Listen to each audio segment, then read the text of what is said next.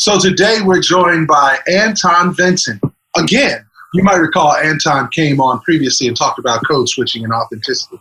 This time we're having a discussion around those of us that have romantic notions about leaving the corporate structure, heading out, setting sail to being our own boss. Anton, along with being a former president at General Mills and former CEO of a multi-billion-dollar food company, was also at one time one of the largest Applebee's holders in the country. It was great. So high energy, had me engaged the entire time. I think what's great about Kevin's message is that, no matter how naturally talented you are, no matter how great you can be, you can always keep striving for that next level. And even, if you become complacent, you might not even realize you've done it. But Kevin really helps you realize, that there's so much more that you can do.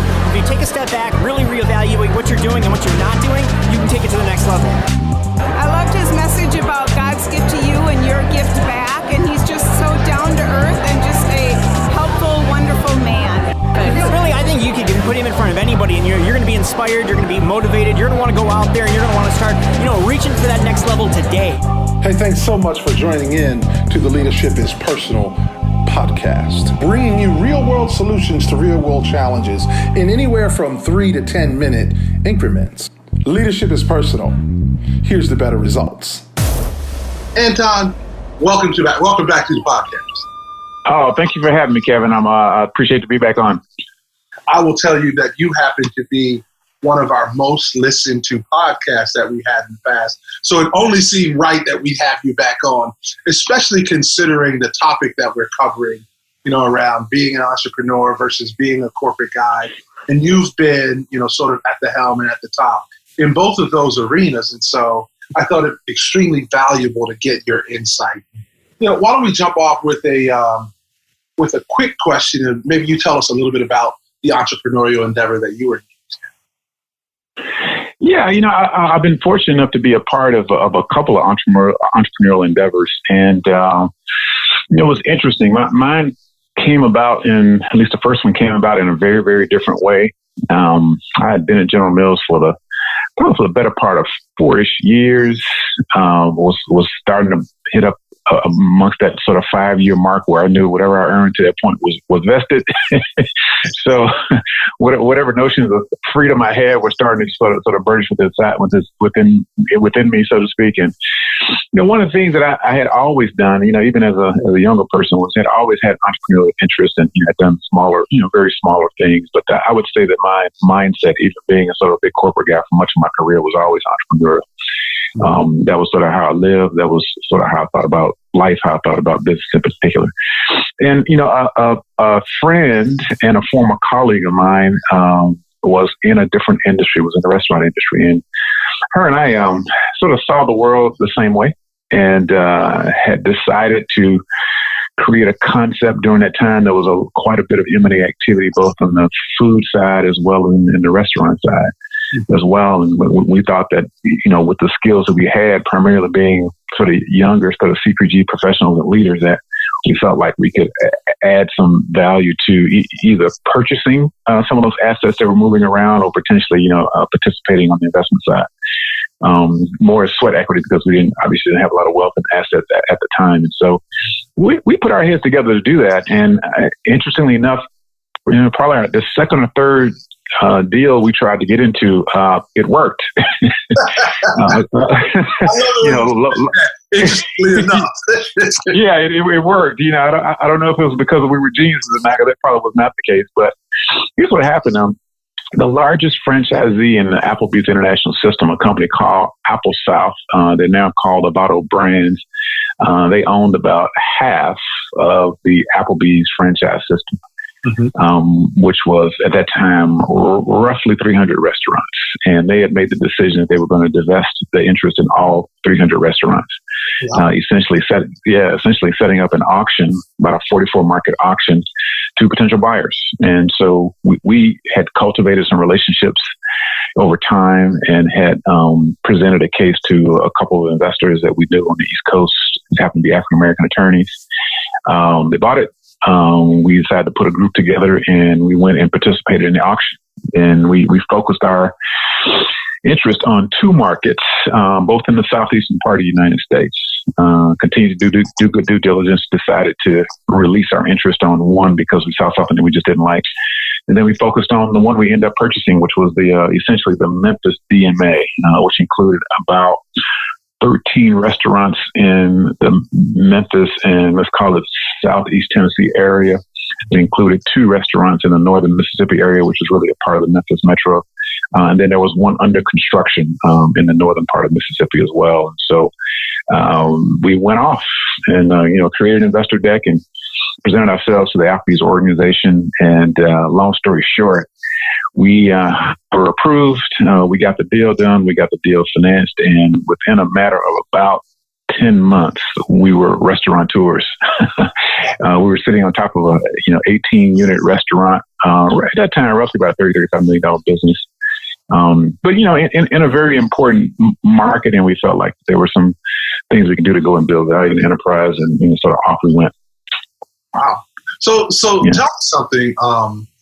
You said a few things in there, a few words that sort of stuck out. Mindset. The first one. Tell me a little bit about, sort of juxtapose, if you will, for me, the difference between that sort of corporate mindset, and I heard you say you are really an entrepreneur versus an entrepreneur, but that corporate mindset versus maybe the entrepreneurial mindset.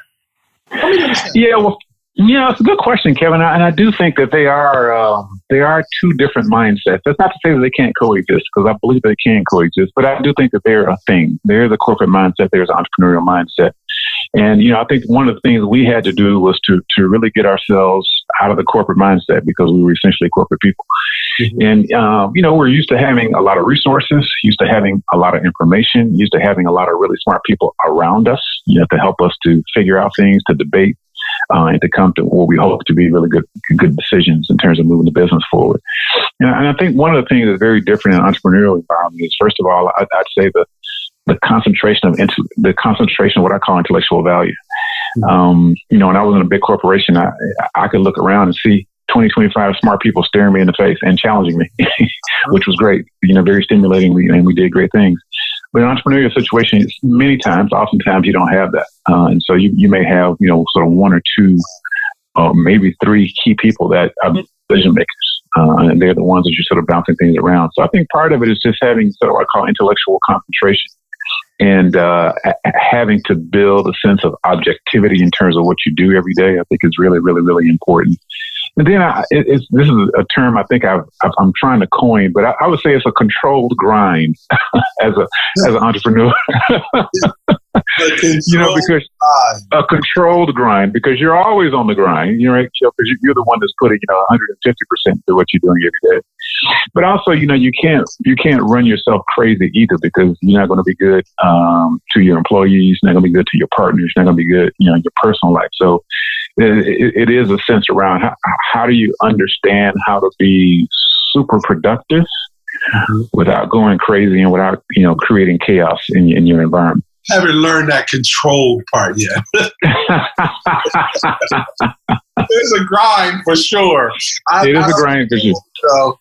So, as they say, some days I grind the bear, and most days the bear grinds me. Right. Right. I haven't got the control part yet. One of the other things that you mentioned, along with mindset, and I do want to come back to it, but you said, it worked, right? Yeah. And that, to me, that would infer a tad bit of luck. How does luck play in all this?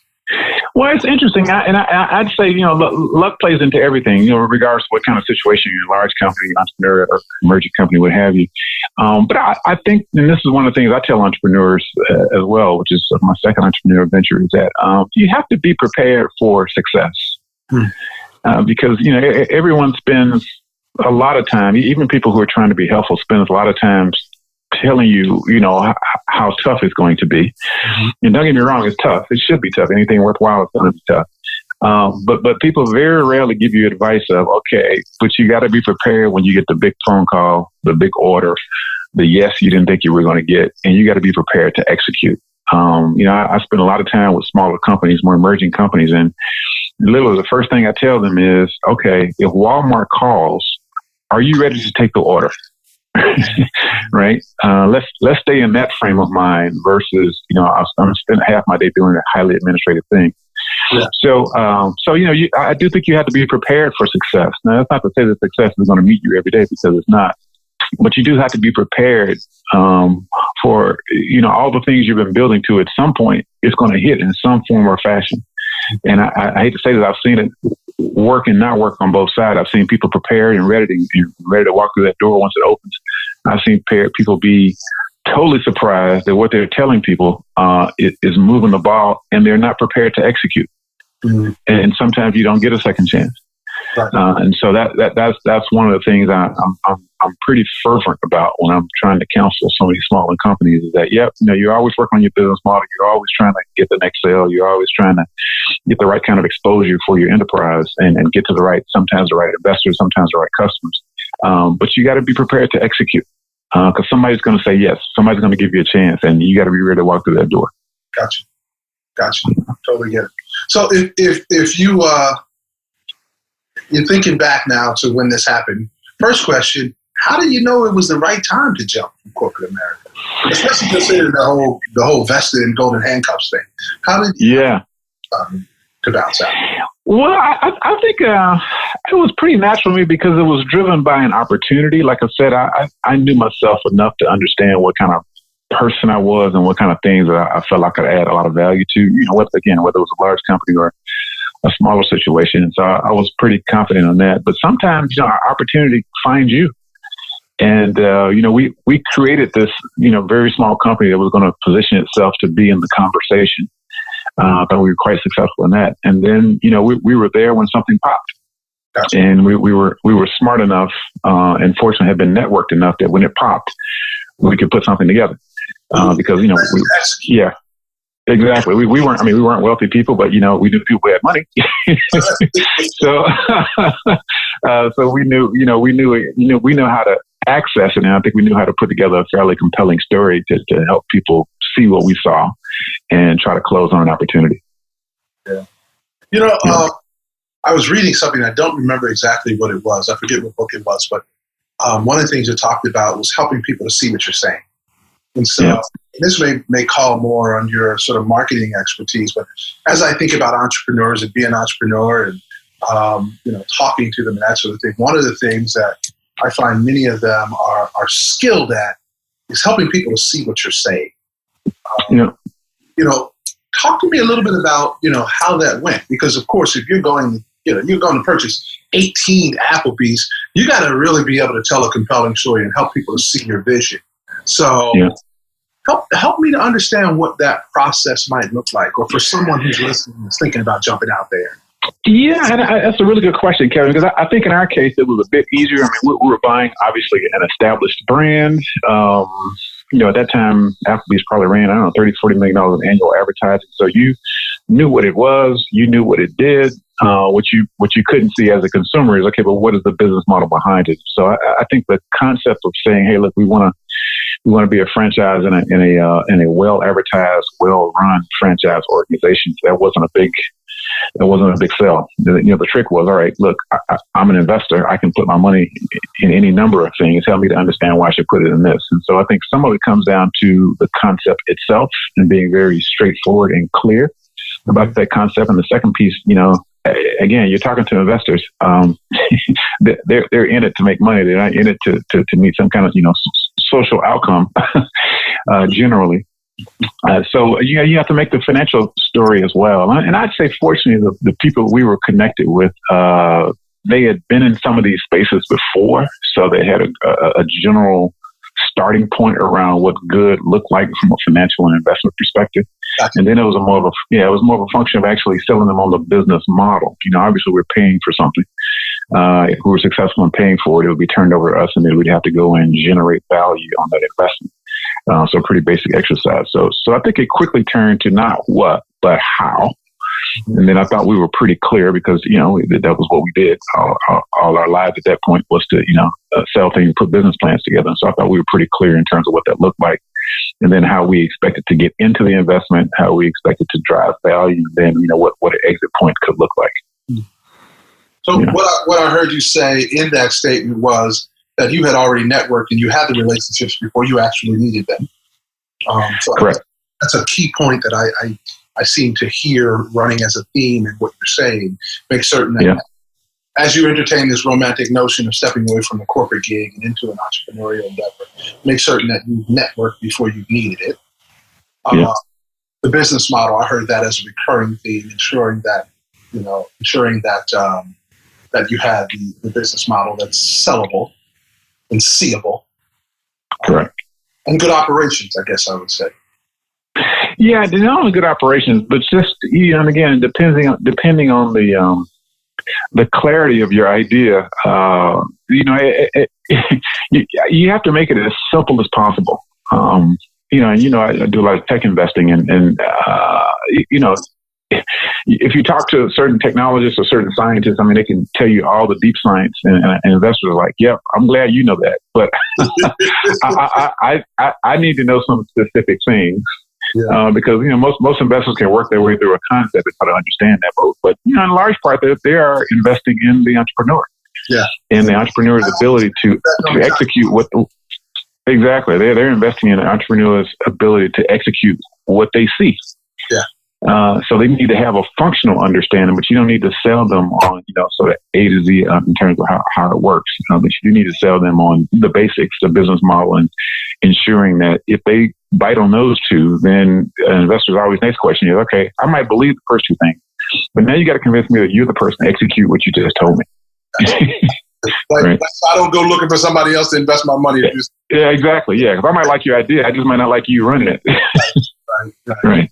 The whole jockey versus the horse. Now, the funny thing is, I tend to key on words, so that people can maybe remember them easily. And the one word that I got in that statement was clarity.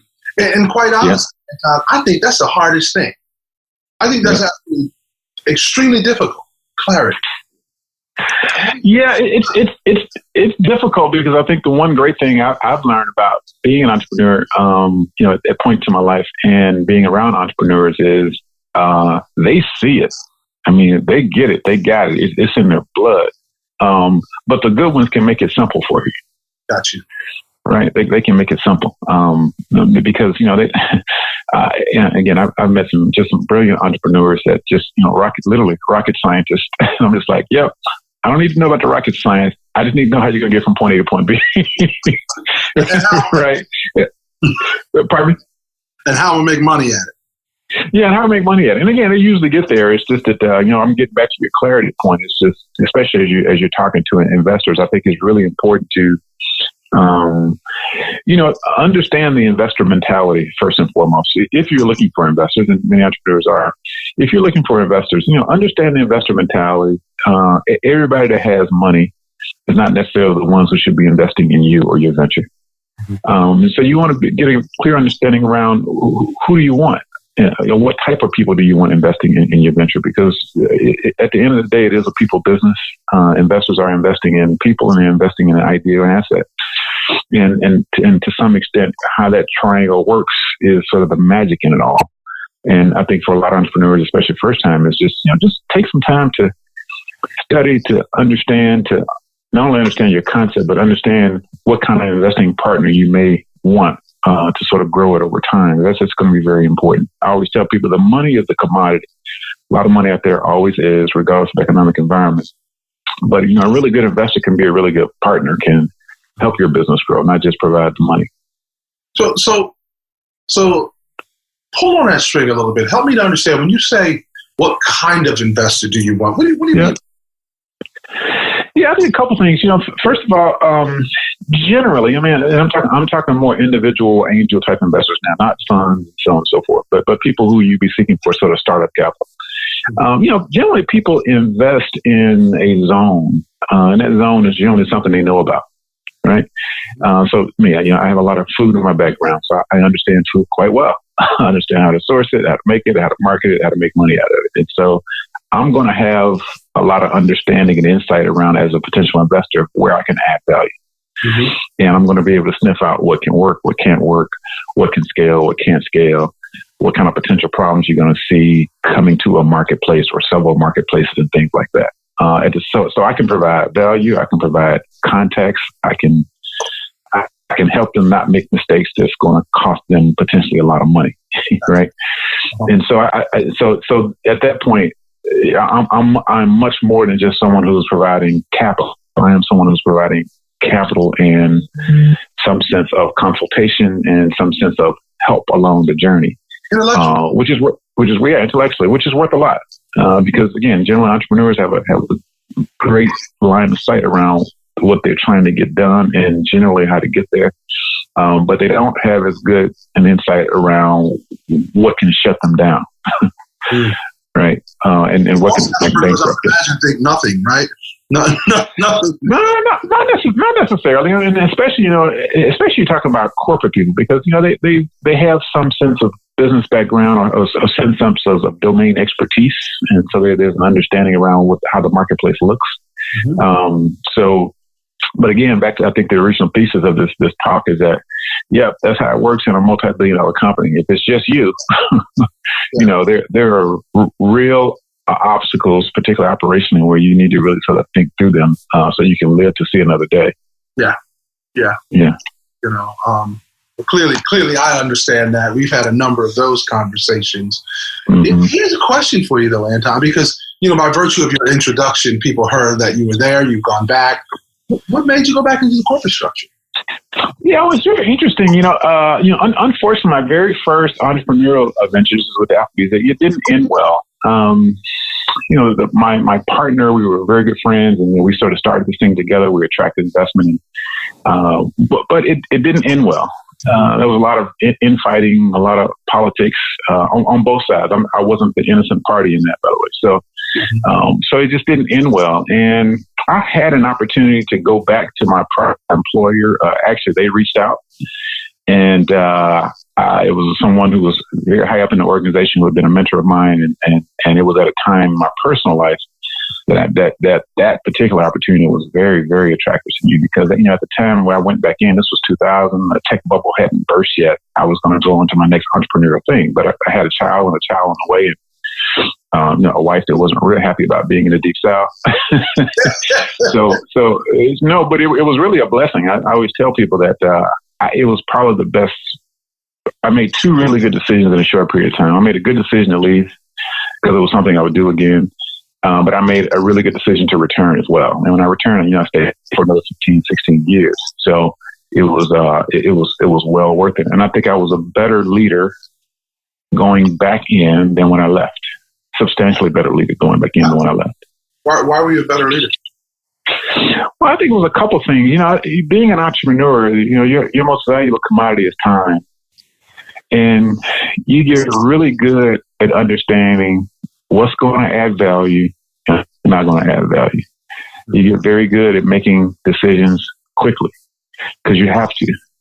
And I think you get very good at really understanding the people that are inside of your organization, because literally you depend on them. And it's not to say that you wouldn't get those things being in a corporate environment. I'm not suggesting that, but they are so real to you. They are real to you every day. Hey, we ran restaurants. We had 1,200 employees. And the person that was going to make or break us was a 19-year-old kid with a high school education. That's who was going to make or break our business model. So we didn't design all of our training and development to maximize that person's people lifetime effectiveness. We don't make money. We don't make money. We're not successful. So it really does put all of those great things that most great big companies do. It just puts them in front of your face every day. And I think it forces you to appreciate them. And that's not to say that I didn't appreciate them before I left. I thought I was pretty good at those things. And likely I was, but I would say having to live it every day and having to ensure that I really am designing a business model behind a 19-year-old that has a high school education. That's real. That's real. And if you don't do it properly, you will see it every day when you turn your cash receipts in. Wow. So, right? This has been pretty eye-opening for me because I've, candidly, this might be a little more inside baseball, but, I've always seen you as a phenomenal leader that's focused heavily on development people. And I've often wondered kind of where that came from. And it sounds to me like it's the entrepreneurial endeavor where you got to put your trust in a 19-year-old high school educated kid. You better develop them. Yeah, I think I was part of it. Like I said, I do believe I excel. I think I was a really good leader. So sort of before that experience, it's just that it intensifies, and I think I gained a better appreciation for it when I was in an entrepreneurial world, at least the first time. And I think when I came back in, I think I was that much more focused on it. Because it wasn't just a feeling or a value system. It was real. I experienced it. I know that if I don't put the kind of time and effort into the right type of personnel and labor, that I can't be effective, and my organization can't be effective. And so I tried to create that environment much more intently when I came back into a corporate environment. So I got two questions as we wrap up here. One of them, honestly, I'm cheating because I had someone an entrepreneur called me earlier this week to ask this question. When do you know to take on investors, or go get a small business loan, or do the friends and family investing? How do you know when it's the right time to do that? Well, the simple answer is if you don't have the money, you need help. That's the overly simple answer, because and I think I'd say aspiring entrepreneurs have it much better these days. I mean, I think you have so many ways to go and raise capital and get access to capital, and so there's just so many ways to do it. But let's just take a typical. Let's just say I have a concept. Let's say I'm manufacturing something, so there's going to be some capital. I have to go and get prototypes. To get prototypes, I have to go and contract production, so on and so forth. Mm-hmm. That takes money. It takes real money. It takes planning. That money is not going to pay off right away. There is a ramp time, and so on and so forth. And so, at some point, you're going to have to put down capital that's going to put you in a position to go in and generate recurring revenue. That's just how it's going to have to happen, right? And so, and generally, many entrepreneurs don't have that kind of capital. Mm-hmm. To put down. And so, you're going to have to go and attract investors. And investors come in all ways. You can do debt financing, which is usually a bank or some version of a bank. Or you can sort of go the equity route because you want to maintain as much control over your business as possible. So I do think it is a real basic function of understanding what is my concept? How do I understand what I call capital progression? Mm-hmm. I'll just so if I need $1 million, you probably don't need $1 million today. Mm-hmm. But so how do I break that into chunks where I can start to invest behind what we call milestones? So milestone one might be, okay, look, I have to go and produce prototypes. Right, that's probably going to be some kind of friends and family around. Those prototypes hopefully is going to put you in a position to go and sell. If you sell and you get a contract or an order, you can go and invest behind the production. So I think part of it is just like anything, just breaking into reasonable chunks and understand, get the money when you need it.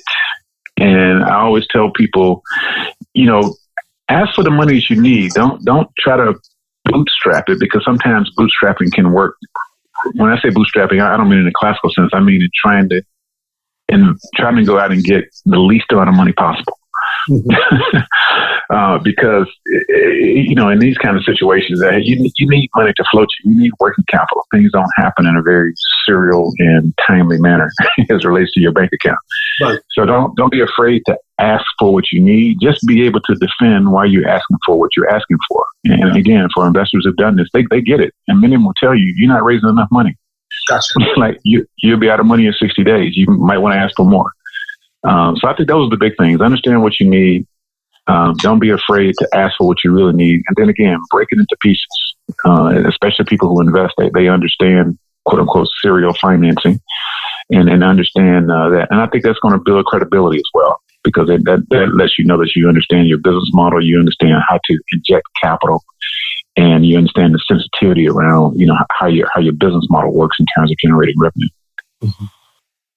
So last question, and it's sort of a two-part question. So maybe you can roll in the second part with the first part of the question. And the first part of the question is really, if you had the opportunity to replay your entrepreneurial moves sort of out of work, yeah. What would you change, if anything? And wrap in that, if you will, that one piece of advice, if you could give or had to give just one piece to the aspiring entrepreneur. Answer the question and wrap in that one piece, if you wouldn't mind. Yeah, I will. So let me just say what I would do different. The one thing I would do different, which I did, I just didn't do it enough, was I was very clear. Me and my partner, that's one of the things I thought we did fairly well. We sat down and had multiple conversations around why do we want to do this? Why do we want to go leave our very comfortable corporate jobs and go into this madness? Like, what are we getting out of it financially? What are we getting out of it in our personal lives? Because keep in mind, I was newly married. I was 5 months into a new marriage when I left. And but you're still married, so something worked. Yeah, she's still married to, yes. No, fantastic woman. So she's been through a lot with me. And so, we really had those conversations, in a very, because we were friends too. We had them in a deep and an honest way. But I think if I had to do it over again, I would have spent more time having those conversations with my partner, and I would have spent more time having those conversations with the investors around what do they want out of it. Why were they choosing us to back us? Because once we got the commitment, we're like, great, let's go. I don't think we spent the right amount of time. Now, keep in mind, we had relationships with these people, but now we're investors and we're management and we're married. We're married in an investment way, and so I think I would have pressed on those a little bit more because, like I said, some of the drama that transpired was more kind of just ego and expectations. Mm-hmm.